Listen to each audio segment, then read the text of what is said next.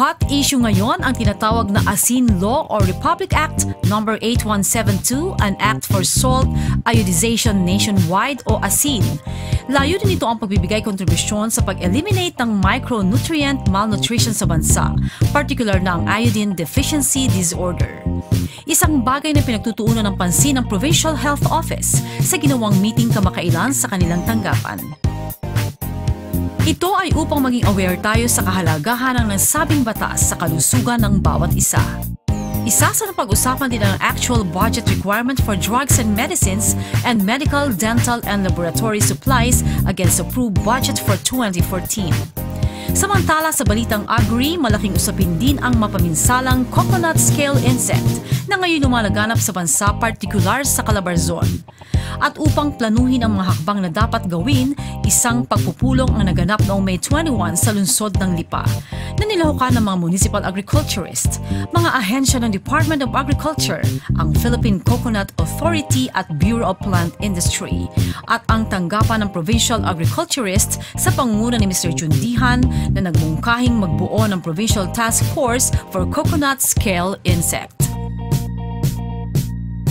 Good news naman sa mga kababayan nating pangingisda ang pangunahing hanap buhay. Malaking tulong ang proyektong pamimigay ng ready-made headlights o pang-ilaw ng Provincial Government of Batangas. First time ito na ginawa at sa ilalim ng administrasyon ni Gov. V.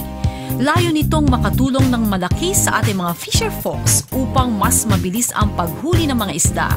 Sa ganitong paraan, malaking kabawasan sa gastos ng pamilya dahil bukod sa pansariling konsumo o libre na ang ulam, maaari pa silang kumita sa pamamagitan ng pagbibenta ng mga huling isda. Mahigit kumulang kasi sa 30,000 fisher folks meron ang Batangas Province na umaasang lahat ay mababahaginan ng mga nasabing ready-made headlights. Samantala may average na 3 times a week ang mga grupong bumibisita mula sa iba't ibang lugar ng Pilipinas para maglakbay-aral dito sa Batangas. Ito ay ayon sa tala ng Provincial Tourism and Cultural Affairs Office na siyang nagsisilbing pator ng mga bisita.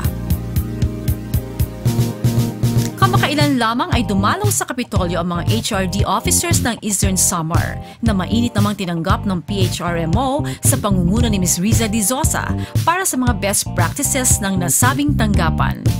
Ipinakita naman ng Tourism Office ang Hearts Program AVP ni Gov, pati na rin ang mga tourist attractions na meron ang Batangas Province. Malaking bagay naman ang pagpapaunlak ni Gov. V ng courtesy call sa mga bisita na lalong ikinatuwa ng mga ito. Sa balitang turismo pa rin, ginanap ang kauna-unahang La Cantal Festival sa Bayan ng Talisay nitong nakaraang Biyernes hanggang Linggo.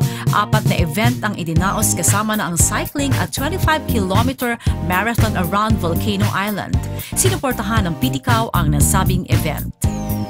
At sa entertainment, nagkaroon naman ng Battle of the Bands noong Biyernes sa Provincial Auditorium sa pangunguna ng Provincial Assistance Community Development na nilahukan ng mga scholar ni Gov. V.